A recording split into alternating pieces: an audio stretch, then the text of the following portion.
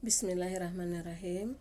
Ibu akan menjelaskan tentang metode ilmiah, yaitu ada 6 langkah. Pertama, rumusan masalah. Untuk mengetahui rumusan masalah, kita harus melihat dari tujuan, maka boleh merubah tujuan tadi menjadi pertanyaan. Ingat, rumusan masalah selalu berupa pertanyaan. Kedua, observasi. Observasi adalah data-data yang kita kumpulkan. Informasinya didapat dari materi kita sebelumnya. Misalnya dari membaca, melihat berita, atau waktu kita kelas sebelumnya, misalnya kelas 11, berarti sudah dapat materi itu di kelas 10. Makanya disebut dengan observasi. Jadi mengobservasi, mengumpulkan data-data sesuai dengan materi kita hari itu. Misalnya tentang sel, apakah tentang jaringan, apakah tentang pertumbuhan. Nah, itu masuk ke dalam observasi. Yang ketiga adalah hipotesis. Hipotesis adalah dugaan sementara. Jadi boleh kalimatnya ditulis diduga, ya, karena belum melakukan eksperimen. Apa misalnya? Nah, dugaan kita ini misalnya tentang perbedaan sel, tentang perbedaan pertumbuhan di tempat gelap dan di tempat terang. Pokoknya di sana adalah kalimat diduga boleh ikut, jadi hanya prediksi atau dugaan sementara, maka masuk ke dalam hipotesis. Nah, untuk dugaan sementara ini pasti kita melihatnya ke rumusan masalah juga, jadi tidak boleh menyimpang dari rumusan masalah tadi. Berikutnya yang keempat, eksperimen. Eksperimen ini adalah sesuai dengan lembaran kerja kita atau LKS. Di sana tertera ada tujuan, ada alat bahan, ada cara kerja. Nah, kemudian ada variabel. Variabel apa yang kita gunakan di sini?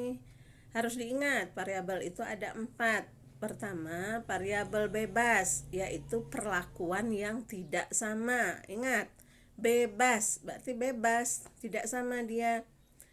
Yang kedua adalah variabel terikat, yaitu hasil dari variabel bebas. Hasil dari kegiatan ke-1 tadi apa? Misalnya menanam kacang di tempat gelap, di tempat terang. Hasilnya berarti pertumbuhannya. Atau yang mengamati sel. Hasil dari mengamati sel tadi berupa apa? Yaitu melihat organel-organel sel. Nah, kemudian poin yang ketiga yaitu variabel kontrol. Perlakuan yang sama. Aktivitas kita saat eksperimen itu sama, misalnya sama-sama dikasih tanah, sama-sama dikasih air atau disiram. Nah, itu disebutnya dengan variabel kontrol, perlakuan yang sama. Dan terakhir, variabel pengganggu, yaitu yang menghambat atau mengganggu kegiatan kita.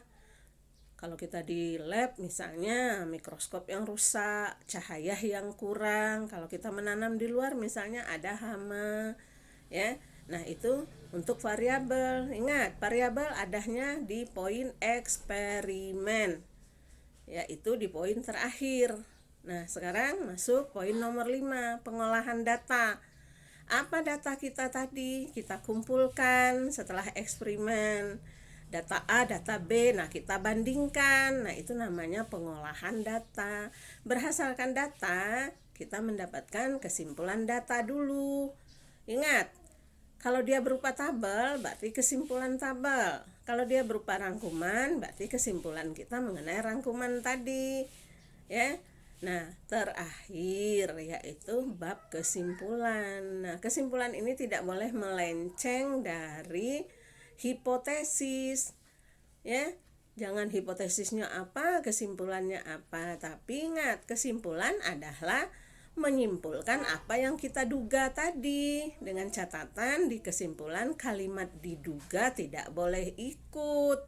Jadi kalau di hipotesis tadi masih boleh ikut, diduga misalnya ada perbedaan pertumbuhan di tempat gelap dan di tempat terang, atau diduga adanya perbedaan sel hewan dengan sel tumbuhan, maka di kesimpulan kalimat diduganya hilang, tidak boleh ikut karena sudah merupakan kesimpulan, karena sudah eksperimen.